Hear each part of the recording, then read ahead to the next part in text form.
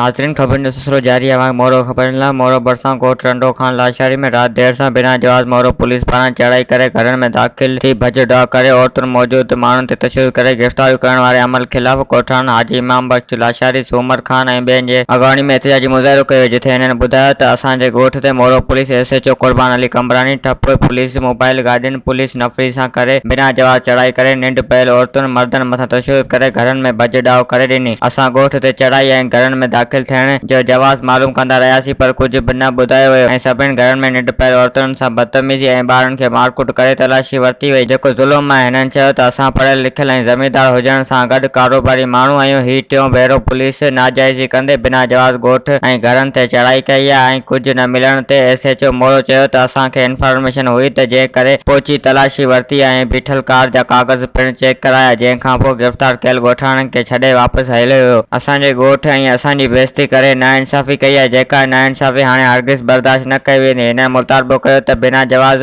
ॻोठ ऐं घरनि ते चढ़ाई कंदड़ SHO मोरो ऐं ॿियनि एहलकारनि ख़िलाफ़ क़ानूनी क़दम खणी इंसाफ़ फराहम कयो वञे, त ॿी सूरत में एहतिजाज जो दायरो वधायो वेंदो। होॾां पुलिस जो चवणु हो त ॻोठ में खुफ़िया इतला मिलण ते जांच जे सिलसिले में वियासीं, जंहिं जी जांच कई आहे। कुझु न मिलण खां पोइ असां वापसी थिया आहियूं। वधीक ख़बरुनि ऐं तफ़सील जे लाइ विज़िट कयो असांजी वेबसाइट awami news hd.com ऐं ॾिसंदा रहो Awami News HD।